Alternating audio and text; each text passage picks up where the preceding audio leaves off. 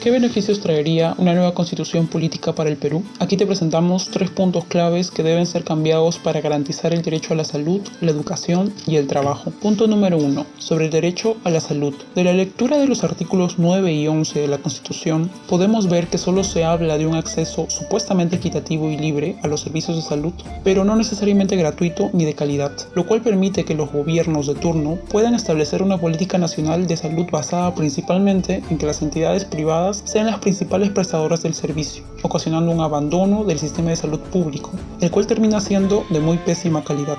Un indicador claro de este abandono es que el Estado solo ha destinado un 3.2% del PBI al sector salud, siendo uno de los más bajos de la región. Otro indicador lo estamos viendo justo ahora, con la pandemia, en donde las personas que han contraído COVID, pese a atenderse en hospitales públicos, tienen que comprarse su balón de oxígeno, sus propios medicamentos y demás. Como se puede apreciar, el problema de la salud es estructural. Sin embargo, la Constitución establece un marco legal que no permite solucionar dicho problema, por lo que una nueva Constitución debería estar orientada a garantizar el derecho a la salud de tal forma que se pueda acceder a un sistema de salud universal, público, gratuito y de calidad. Punto número 2. Sobre el derecho a la educación. El artículo 15 de la Constitución, en su último párrafo y casi de forma agregada, sin mucha consistencia con todo el contenido del artículo, plasma que toda persona, natural o jurídica, tiene el derecho de promover y conducir instituciones educativas y el de transferir la propiedad de estas conforme a ley. Así también el artículo 18 de la Constitución va en la misma línea. En estos artículos podemos ver que la Constitución deja la puerta abierta a que las entidades privadas ofrezcan la educación como cualquier bien o servicio de comercio. La única salvedad que ponen es que la ley debe fijar las condiciones para que lo ofrezcan.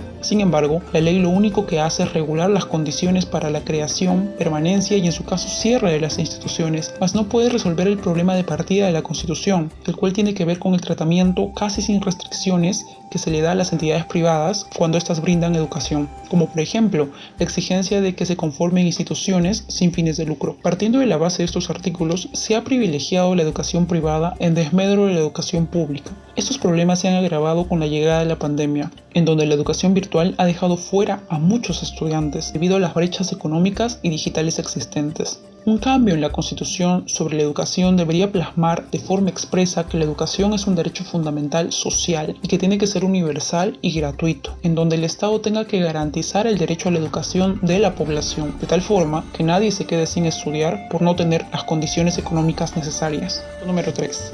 Sobre el derecho al trabajo. La Constitución del 93 resultó ser un retroceso en la conquista de los derechos laborales que se habían alcanzado hasta ese momento, puesto que, en claro reflejo de su alienación neoliberal, eliminó la estabilidad laboral reconocida en la Constitución del 79, dejando solamente la protección del trabajador frente a un despido arbitrario. La eliminación del derecho a la estabilidad laboral en la Constitución del 93 ha terminado siendo el punto de partida para las políticas de flexibilización laboral, como por ejemplo el surgimiento de contratos que desnaturalizan la relación laboral, tales como las services, las locaciones de servicios, las tercerizaciones, entre otros, así como el recorte de los derechos de los trabajadores. Todo ello bajo el pretexto de la promoción del empleo y la reducción de la informalidad.